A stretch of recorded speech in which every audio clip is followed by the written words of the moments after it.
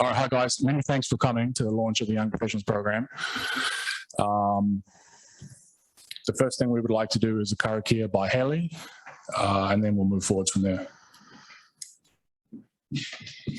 Whakataka te hau ki te uru, whakataka te hau ki te tonga, kia mā kina kina ki uta, kia mā taratara ki tai, e hia ki ana te atakura, he tio, he huka, he hauhu, ti hei mauri ora. Kia ora. Thanks, Haley. And then next, I'd like to bring up the organised committee. So myself, Ishant, Myra is still recovering from long COVID, so she's not here. But she has played an important role in that. So yeah, if Haley and Sean could just come up quickly, and all we're going to do. So the sorry guys, let me just let these people in who are waiting. I'm not sure why that wasn't automatic, but no worries. So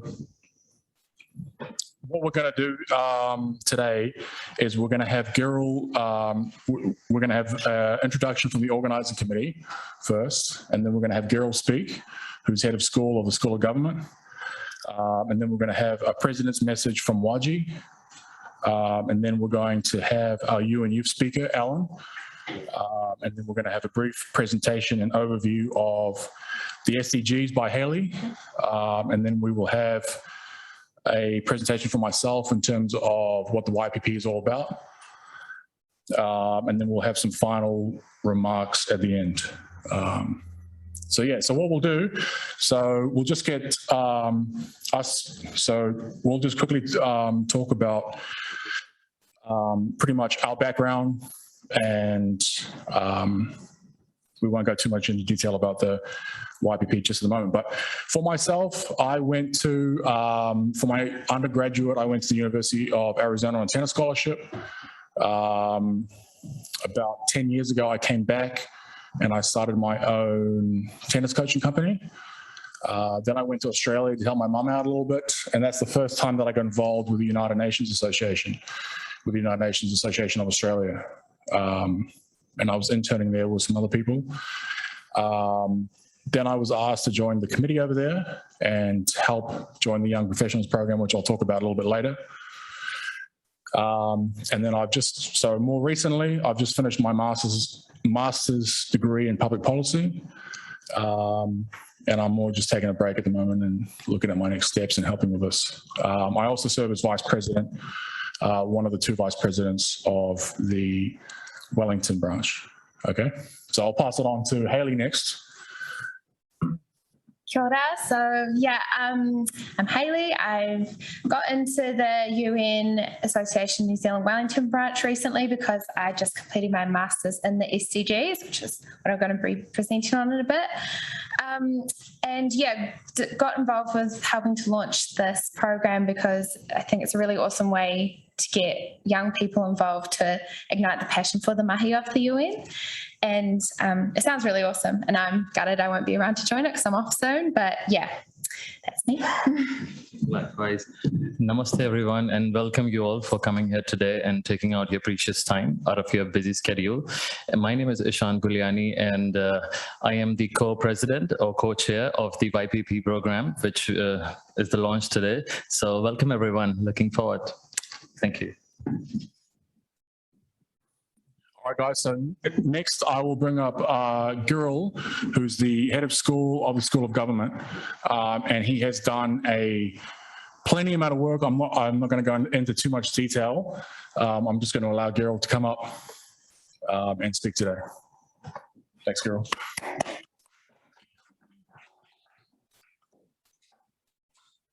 Kia ora, everyone. Good evening, and thank you, Pat, for inviting me and Waji, who's been with me, a student and whatever, for a long time. When I asked Pat what I should be talking about, he said, talk about anything you want to talk about. Make sure you encourage young people to get engaged and participate, and that's the theme. I think I have 10 to 15 minutes, don't I? I'll just bring my slides up. I have a few slides to show. The slides are available for you. if you're interested to look at them later. I'll just refer to a few of them.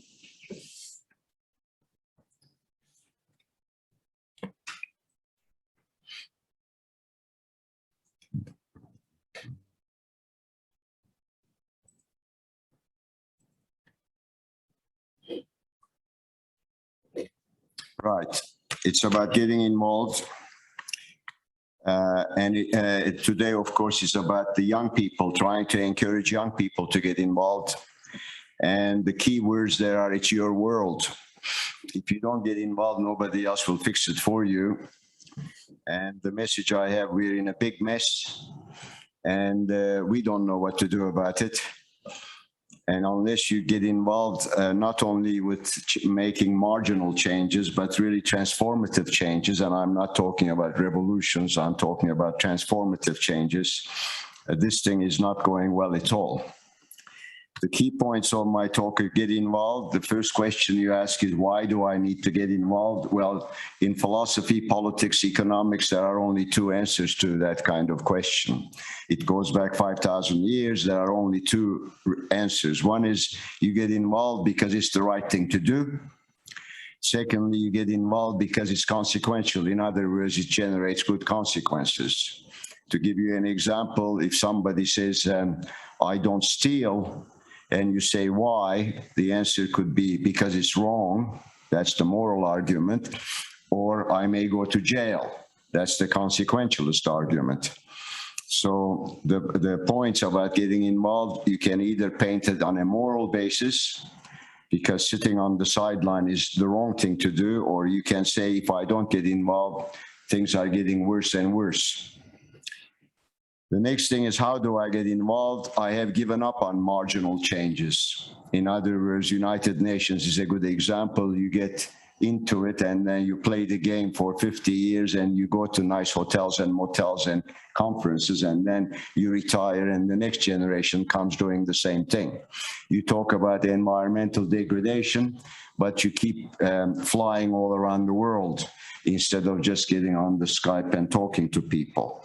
So I think there's something about serious transformative change, and I'll talk about that. And in that context, of course, United Nations is a brilliant example. Institutions matter. And one of the key themes I want to leave you with is building strong institutions. And United Nations is one of them, but it can be transformed to do much better. And what can you do? And I'll tell you a story about the Trojan horse. In other words, pretend that you want to be part of the game and then go in and just throw away the whole lot and do a revolution in a positive sense. That's the Trojan horse. Well, what is the most worrying thing I'm saying? The most worrying thing that was shown by my colleague, Robert Waite from the London School of Economics, was this particular chart. When he gave a lecture about 5 years ago, Sir Frank Holmes' lecture. And what this says is the percentage of people born in different years or decades thinking that living in a democracy is important. And you can see the trend. I don't have the New Zealand equivalent, but I do know that this is a global trend. Essentially, it says if you were in the 1930s, you were born, then you thought 70% of you or thereabouts, depending on whether you're in Europe or America, thought that living in a democracy was critical. Democratic processes, democracy was important. People living in the born in the 1980s, only 30% or thereabout think so. And of course, your generation is 1990s, I presume. I don't know what it is. I lost touch with that kind of timing. But this is a fantastically important and a worrying trend. And that's why my key message, if you ignore everything else I said, is your world. If you don't get involved, this is not going the right way. In terms of the realities, again, I'll just tell a broad story and then I'll shut up. But the slides are there for you to look at. I'll send it to Pat. In terms of the big realities that are of concern to us all, and United Nations, of course, is in the thick of it, is that in a global context, and this is an OECD story, I will not read you slides, I'll just tell you the gist of it. However you look at it, whether you look at poverty, inequality, unemployment, men, women, ethnicity differences, and inequalities, it's all getting worse. This is the Gurria, this is the chief executive of OECD. This is not the Communist Manifesto. This is the richest countries in the world, the chief executive saying to the world, we've got it wrong. Over the last 40 years, we chased economic growth only. But now we're finding that, in fact, that's creating humongous problems.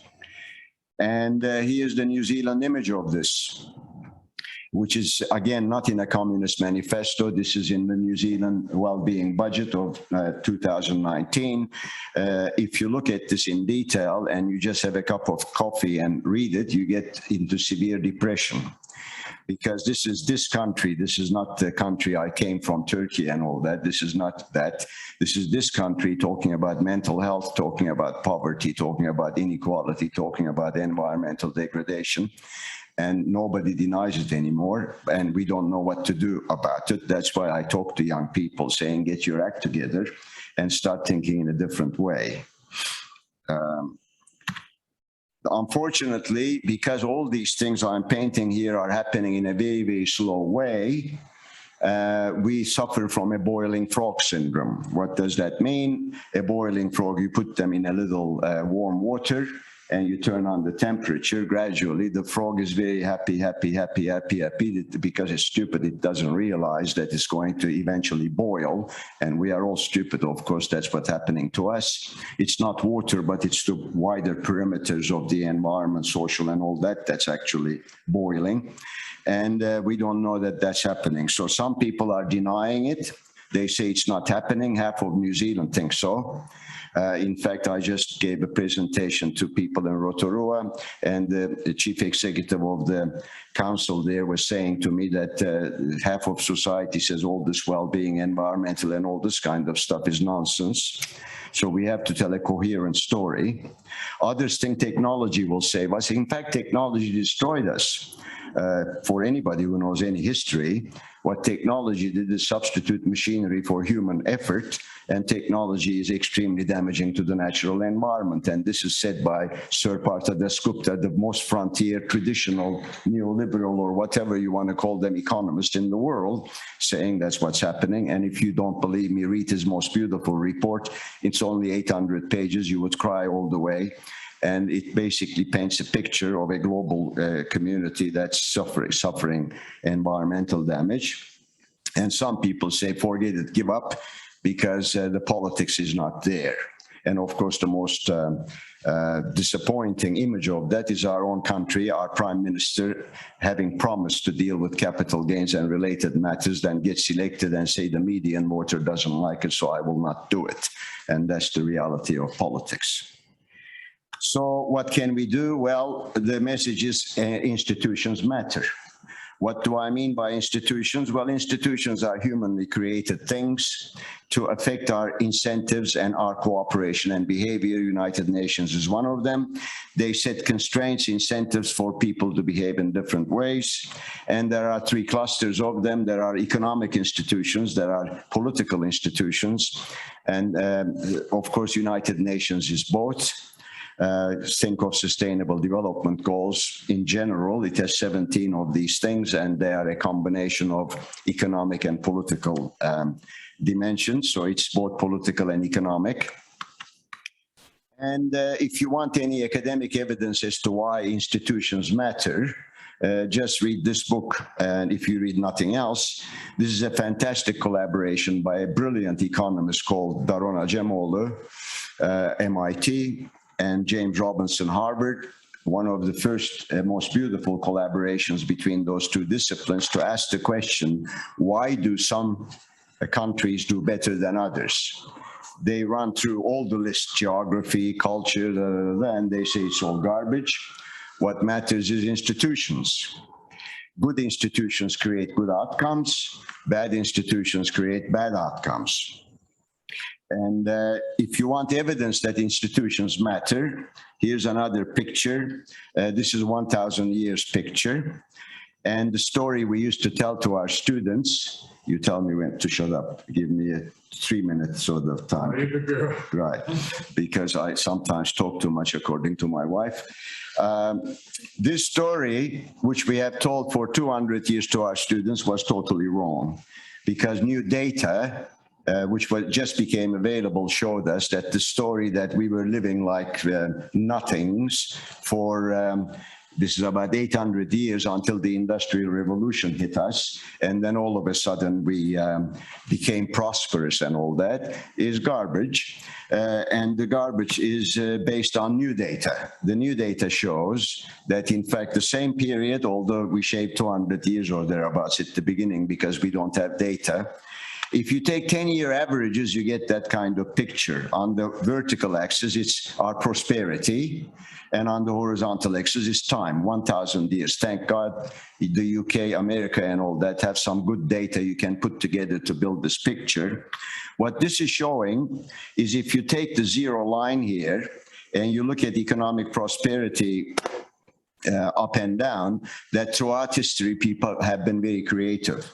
They always try to improve their material standards of living. In fact, on average, believe you me, the growth rate in the first 700 years on average is higher than the last 200 years.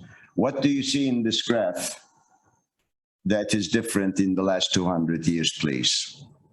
I asked this to my students and I tell them this is an IQ test, but don't worry about it. What do you see, please? Anyone? I never get upset because I'm a very emotionally stable person. What do you see? What is different, please? And I'll bring it to institutions and then very shortly I'll shut up. Yes? Talk? Yes? Shoot? I was going to say that it doesn't really fit anymore.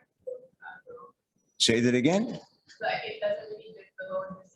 You are beautiful, you're gorgeous, you're exquisite. I'm talking about your brain. Don't get offended, because I said this to a lady in my class once. She really got furious. I said I was referring to your brain. That's precisely what I'm doing now. This is precisely right. What happened in the last 200 years is not that the growth rate increased or decreased, is that when bad things happened, there was a cushion.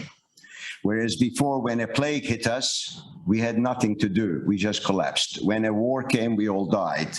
Famine came, we died. An earthquake came, we died, because we didn't have the institutions. The last 200 years, which is the big story of Ajemoğlu and Robinson, data, data, data, data, is to say, actually, we built these institutions. We built labor unions, schools, hospitals, earthquake thing. We use technology to do that. United Nations, and all these things we built in order to protect us from the downside. Okay, and this is these two, first husband and wife to win a Nobel Prize. Imagine that. Husband and wife together winning a Nobel Prize. Now that's something. And that's what happened to these people. And they said, not only is that true at the macro level, it's also true at the micro level. If you go to villages and everything else, institutions matter.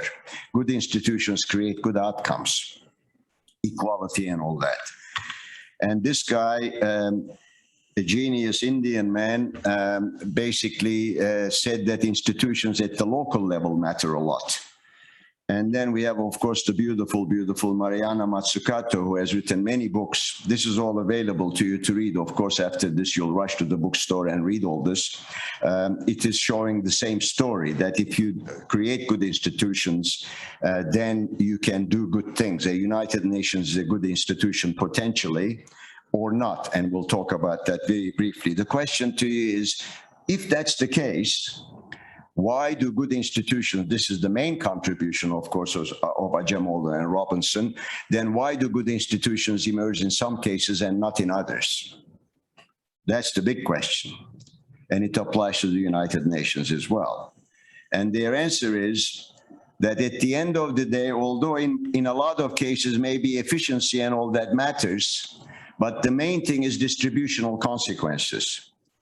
In other words, who has the power? And can they tilt the power to their advantage or not? If they do, then you have disaster. Okay, think of Putin and all these people. Think of Turkey, where I come from. The wealthy people tilt power towards themselves and destroy the country. Come to our village, Queenstown.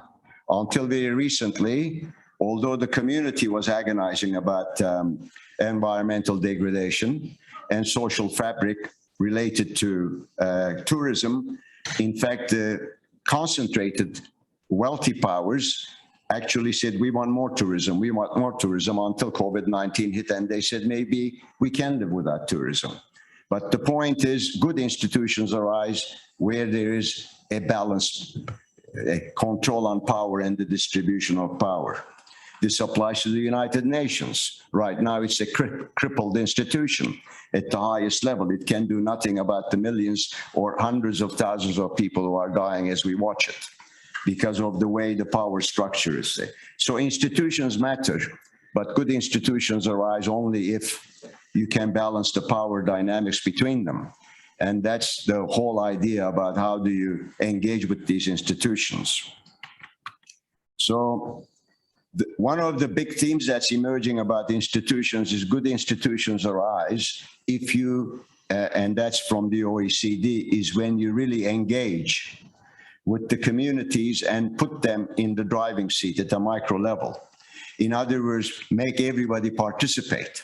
So imagine renaming United Nations, where the unit of analysis is the nation state, United Humanity, and forget about the nation state and communicate with each other and try to change, make reform that way.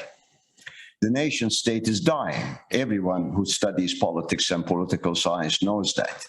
Young people are communicating. They are engaged in different ways. The question is, can you find creative ways of actually transforming the way these institutions work? And that's your challenge. And this is my last slide. You know what happened with the Trojan horse, the Greeks and then whoever fought for 30 years or something like that. And then the Greeks were pretended to leave, just like you're saying, we're not engaged anymore, we're leaving. But through the Trojan horse, get into the United Nations and all these institutions, when everybody is asleep, you start transforming them. And you start forcing a change, a different way of working. And I'm not hallucinating, although a lot of people say, because I come from Turkey, you're on Turkish drugs. You're hallucinating all the time. I'm not actually hallucinating. There are lots of young people who are actually doing precisely that in local communities around New Zealand. And it's not inconceivable that you can do it globally. Look at the environmental response of young people all around the world. Greta and all these people, they are just kids. But they are changing the world. So that's possible. So my plea to you is get involved, get engaged. You don't need a revolution because that hurts a lot, but get engaged with the institutions such as United Nations, absolutely, and quietly start changing the way they operate and the way they look.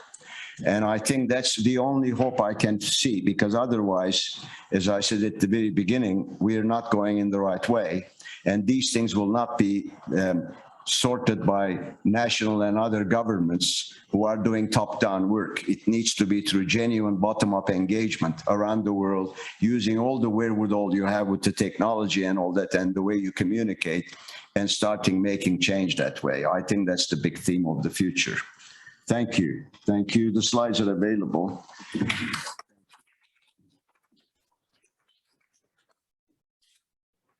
Thanks, Giroud. Okay. I'll grab this. Sorry, is it okay if I keep that top page? I stole you. All good. Sorry. All right, many thanks, Giroud. I think that, sorry, I still have my mask on. I think that there was a lot of deep and important messages there. Next up, I would like to invite YG to give her president's message. And then after that, we will have somebody from UNU speaking.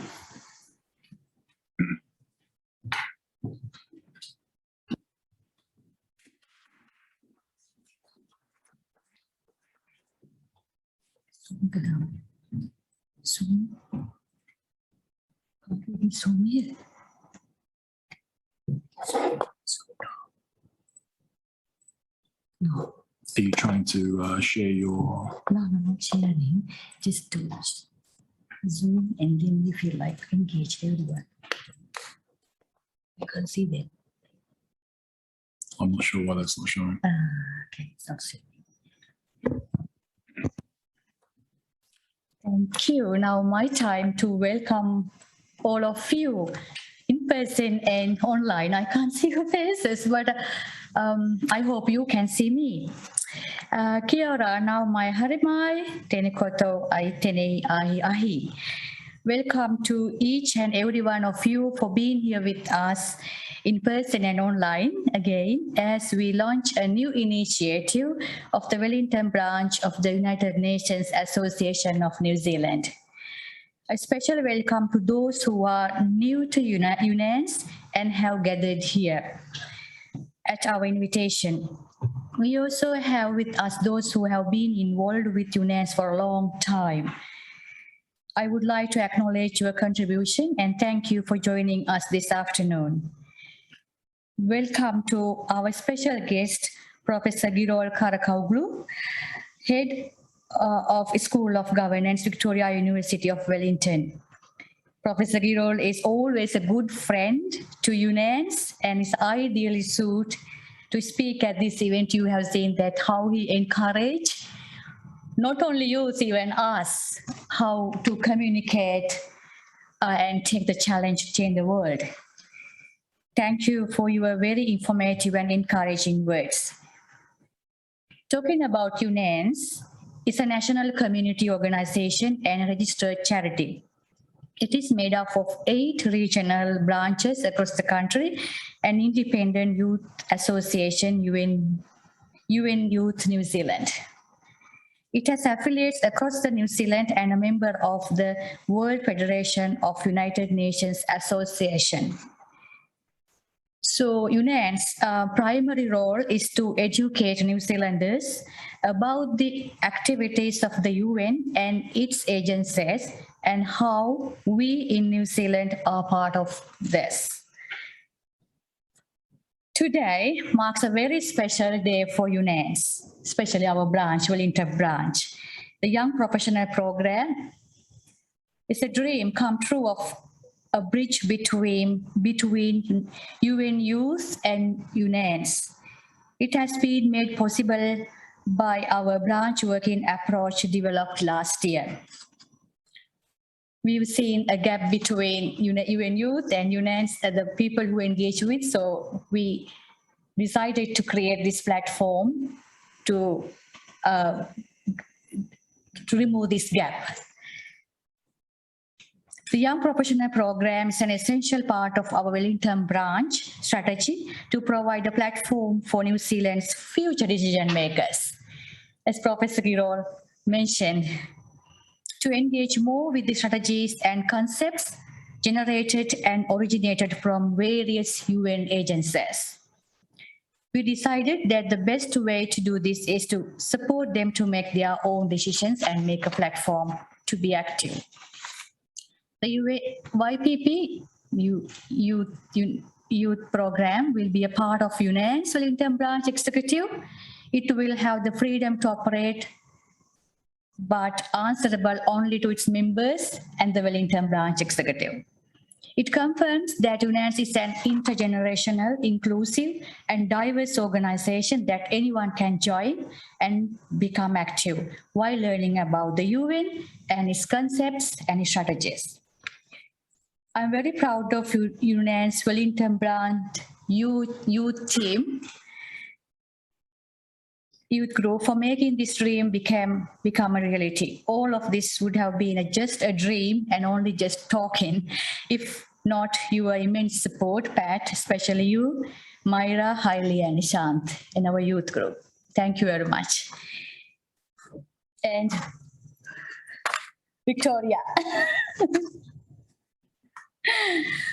Before I invite all of you to learn more about the YPP, I would like to share my personal experience and the values I learned through engagement with the UN as a college student and through working in a UN agency.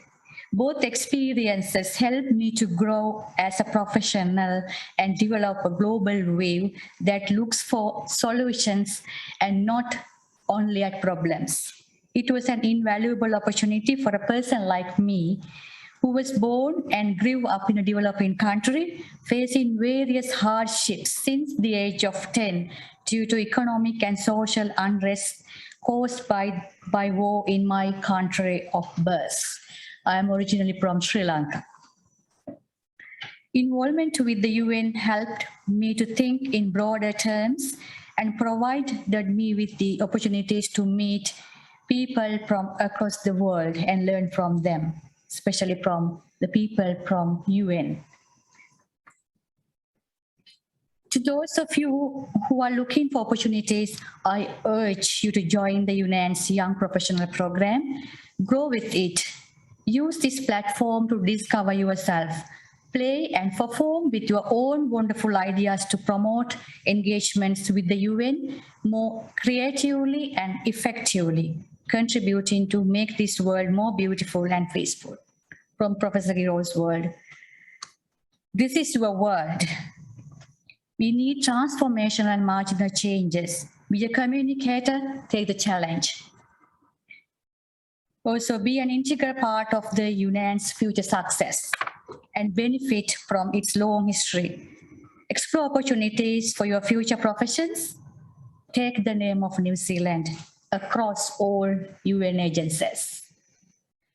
So without taking any of your time, I would like to call Alain Mabita, President of the UNZ Wellington Branch, to address all of you. Best wishes to our program, and thank you. Kai Pai to Ayai. Alain. Thank you very much. Hello, everyone. Firstly, I'd just like to thank UNANZ for inviting me along to come and speak on behalf of UN Youth. I've seen quite a few of your events in the past, and I've quite honestly always been impressed by the quality of the speakers. And it seems today I get to be one of those speakers. So hopefully I don't do too bad of a job. So I am Alain. I'm the Vice President Tertiary of the Wellington Branch of UN Youth. And today I'm here to talk to you about my experiences volunteering in UN Youth since the time I started. And my ultimate goal is to give you some insights in what it's like being a volunteer, and perhaps even convince you to consider joining either UN Youth or perhaps this new program if you're a bit too old for UN Youth. So now, before I go any further, hands up if you are familiar with UN Youth. Okay, so not many people. So UN Youth is a youth-led, non-profit organization powered solely by volunteers. Its goal is to provide civics and education to secondary and tertiary students through fun workshops and interactive events, such as the eponymous Model United Nations, where students get to act out and participate in mock United Nations councils and panels, with the idea being that there's no better way to learn about how the highest rungs of society work than to act out the processes yourself. I first came across UN Youth during partway through my first year of university. At the time, I still didn't know many people, and like a lot of people do during their first year, I was looking for clubs or events or ways to make new friends. I came across the advert for Model United Nations, and I thought, well, that seems interesting. International politics seems to be pretty popular. And I signed up, not realizing it was for a volunteer, not a participant. Still, volunteering I found incredibly enjoyable. My first day there, all of the senior volunteers immediately clocked that I was someone new, and they kept on giving me a lot of opportunities to try out a bunch of different roles to the ones I was assigned. I was assigned to be a welfare officer, which usually means sitting in a corner and waiting for something to go wrong. But I got opportunities to chair committees, to help with logistics, to write down and act as secretary, to run certain parts of the event. And that was incredibly eye-opening for me, incredibly interesting. And I found that all of the volunteers were incredibly nice. The organizing committee worked very hard to make sure everyone was having a wonderful time, not just the attendees who were high schoolers, but also the volunteers. And even though I wasn't the intended audience, even though I wasn't sitting there with the high schoolers, I learned quite a lot about geopolitics and General Assembly procedures. Immediately after the event, I ended up formally signing up for the organization, and it has been history since.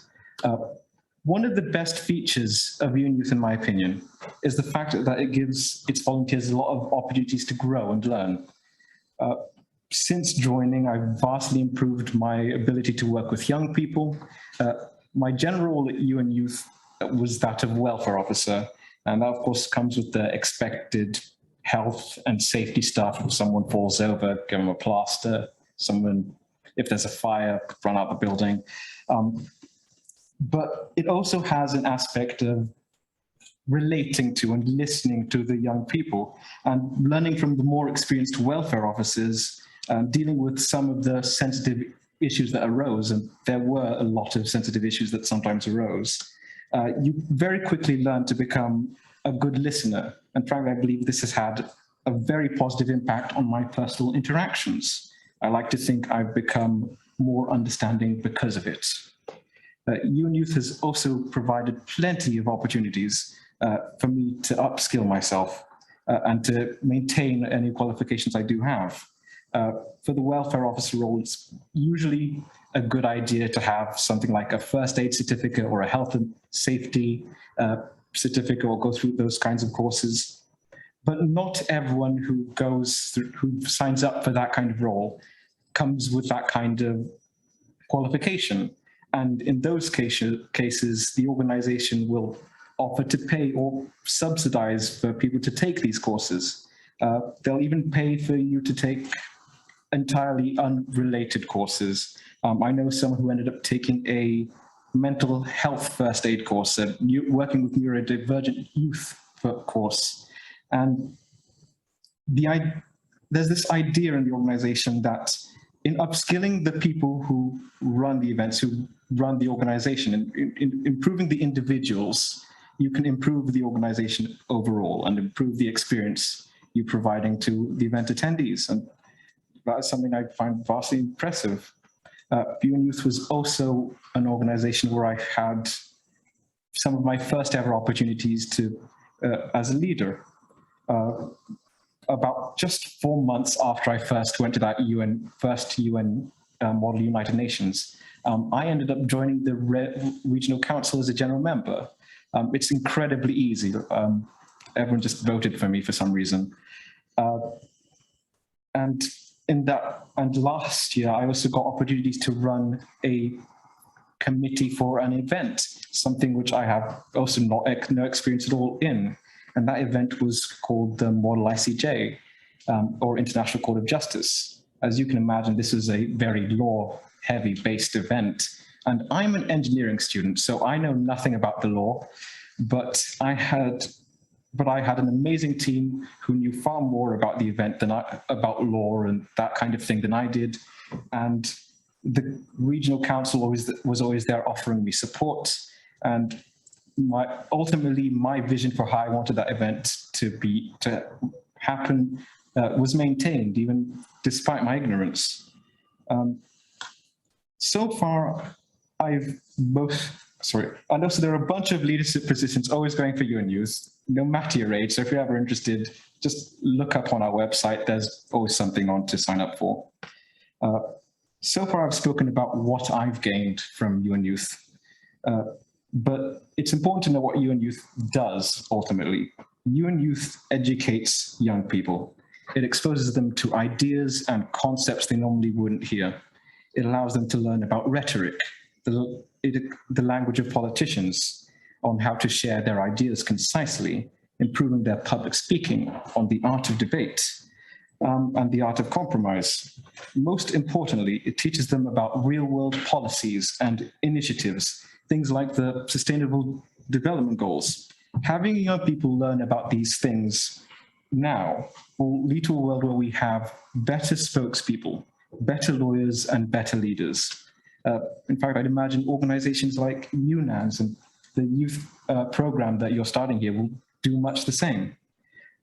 In summary, volunteering for organizations like UN Youth or UNANZ or this one is something I highly value and highly recommend. It offers a number of benefits to you in terms of skill and meeting lots of new people, and also it offers a ton of benefits to those who it's aimed at. So if you are interested in this at all or any other organization that you might just find interesting, I'd recommend signing up. Thank you for listening.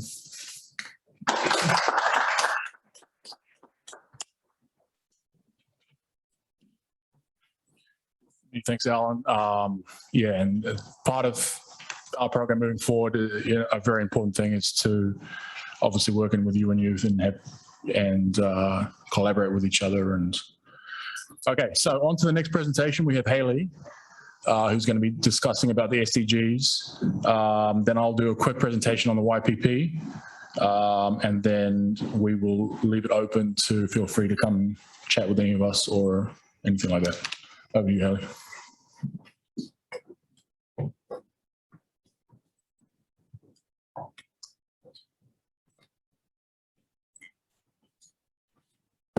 Cool. Kia ora koutou. So I'm just going to do a really quick kōrero on the UN Sustainable Development Goals and why they're important. So the Sustainable Development Goals were born out of the Millennium Development Goals, and the main thing was a real focus from an aid-based approach of development, which the NDGs were, which was that era of like a lot of world vision ads sort of solving world hunger, which you don't really see so much anymore because there's a shift to a more sustainable, holistic view of well-being, and it takes into that interconnected idea of well-being and that we can't just throw money at this problem. So yeah, there's 17 goals. They're all aimed at a different area of sustainability, but as I said, are really interconnected and impact each other. And a way to think about this is, for example, that action against climate change is going to mean better outcomes for marine and land-based. So, for example, SDG 14 and 15, as well as good health and well-being and economic prosperity. And so one of the things that was introduced was that from the Millennium Development Goals into the SDGs in 2015 was that we are operating in a world with finite planetary boundaries, and that was something that the MDGs missed out and caused quite a lot of environmental degradation because of it. And so as you can see, they all have to do with the environment somehow, which is very important. So just really quickly on the structure of the goals. There's 17 of them, as you can see all around. And under each of these goals, just using 11 as an example, there is targets, and there can be multiple targets. Some goals have more than others. And under that are indicators, and that is how progress against the targets are measured. I won't go into it too deep, but not all targets have indicators because this was a huge intergovernmental sort of agreement to get these set in stone. So getting down to that level and agreeing on every little indicator was impossible. But yes, the importance of the SDGs is that they have that holistic view of sustainable development, and they are focused on building capability in developing nations and not just alleviating problems in the short term. The benefit of this is also that allowing these developing countries to build capability within themselves, then they're going to have the space and knowledge to do that in a way that is best suited to them, really honing in on the Indigenous knowledge and cultural knowledge that is unique to that nation and will serve their people the best way possible. And so the UN is part of this UN system, which is, along with the UN itself, made up of various funds, programs and agencies. And so the great thing about the SDGs coming from the UN and being positioned in them is that they help to deliver the ambitions of all of these funds, programs and agencies. And this is just a few, there's many more. But it means that they have all of these things in mind, and this really just shows how deep and interconnected they all are, and how important it is that we see them all as the 17 goals together and not just siloed approaches to development, because that's not sustainable. Yeah, that's my real quick all. Thank you.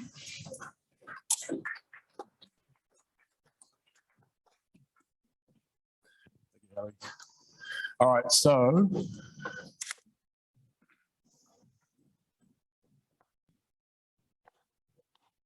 sorry, let me just bring up my presentation. Okay, so cure everyone again, and many thanks for coming to our branch's launch of its Young Professionals program, which we are very excited about. Over the last 8 to 10 minutes, I'll be briefly explaining how the United Nations ties into United Nations associations such as the United Nations Association of New Zealand, aka UNANZ, why we are launching a Young Professionals program, or YPP, what it is, how it will work, and finally how you can get involved.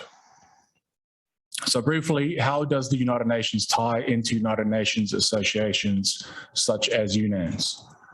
First, as many of you would know, the UN was created in 1945 after World War II. WFUNA, the World Federation of United Nations Associations, was founded shortly after in 1946.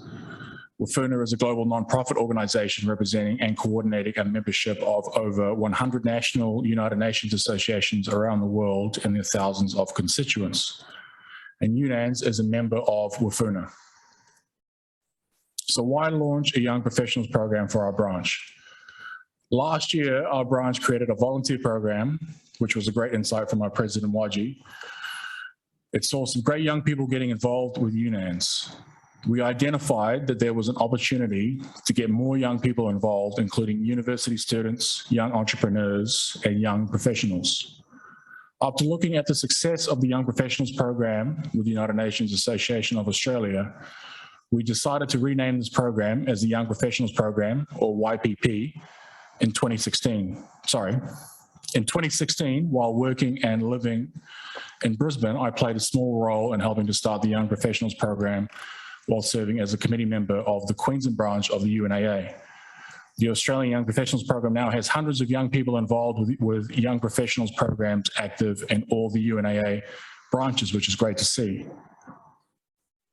And it started off pretty small.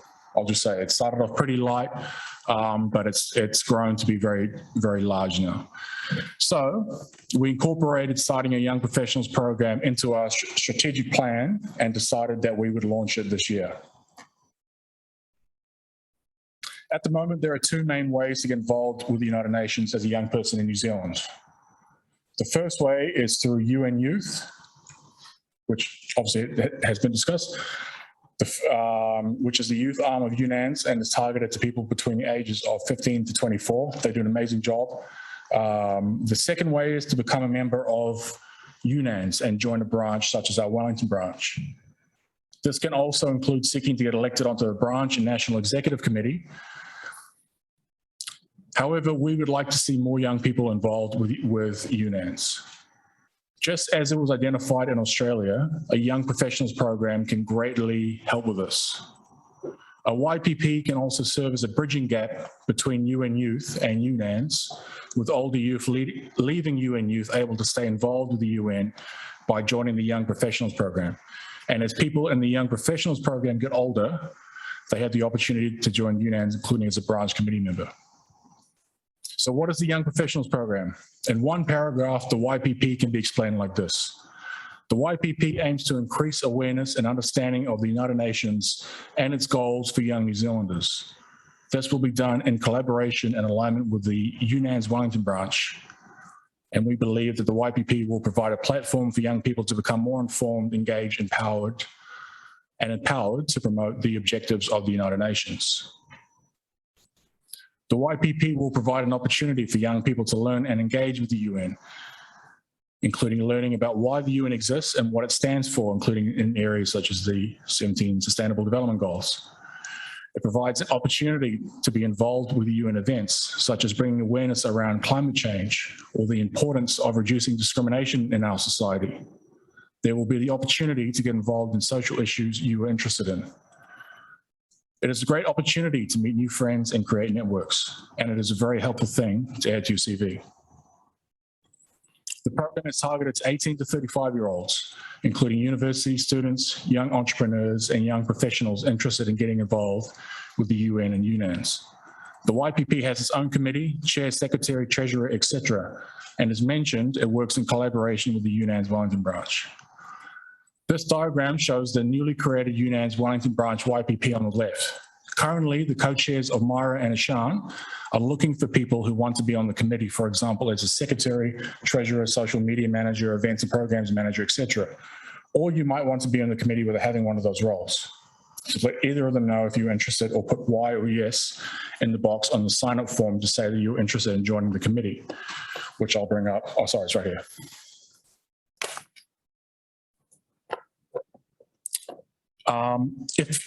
If you are interested in working in the future, or say moving roles to, for example, an events manager, then this can be some great, pretty chill work experience. Or maybe you like taking notes during meetings and would be keen to be the secretary, or you like numbers and budgets and would like to be treasurer. Myra and Ishant are two great minds who can also help you with this. And of course, you can still be a part of the YPP without being on the committee. On the right is the current Wellington branch, which includes YG's president, 2 vice presidents, and around a dozen other committee members, including our own treasurer, etc., as well as many UNANZ Wellington branch members. YG, myself, and Victoria, as president and vice presidents of the Wellington branch, will act as advisors to the YPP. The Strategic Advisory Board is something that was recently created by our branch and includes various experts in different fields who have been helping to advise the Wellington Branch Committee on various matters. It includes people such as former members of parliament and diplomats such as Colin Keating, who have previously served as a permanent representative of New Zealand to the United Nations and on the Security Council. Giroud is another expert on our Strategic Advisory Board, and we greatly appreciate all the help he has provided to us. The Strategic Advisory Board will also be available to the YPP to help when it is needed. Finally, this shows that the two groups will work in collaboration and support of each other. Now, how will the YPP work? The YPP has the autonomy to choose what they would like to do. This would include things such as what events they would like to do, networking strategies, and how to go about educating new members about the UN and UNANZ. For example, the YPP in the Western Australian division sometimes does social Thursdays where they meet at a bar or restaurant every second Thursday where anyone can come along. Finally, the YPP is obviously new and just starting. And it was, just going back to what I was saying with the UNAA in Australia, it started off slow and then it built into something that was very big. So there's the opportunity to try and shape its vision and direction. How much does it cost to join? UN Youth members do not need to pay anything since they already have a UN Youth membership and can be involved with both UN Youth and the YPP if they would like. For people who are new, you would need to become a UNANZ member, which is $40 for an individual for the year or $25 if you're unwaged or a student. However, feel free to come along to some meetings to see if you like it before paying any membership fees. So how to get involved? You can either email one of our co-chairs, Myra or Ishant. Here are their email addresses, or you can come up to the front at the end to register your interest on this form. After signing up, one of the co-chairs will be in touch soon via email about the first meeting. People who put Y or yes on the form saying they're interested in joining the committee will get another email regarding this. So, the UNANZ Wellington Branch Young Professionals Program. Let's make it happen. Thank you everyone for your time. Let me just go back to this picture. Please feel free to stick around and eat, drink, network, and mingle. And if you are interested, please come up to the front now to sign up. Thank you.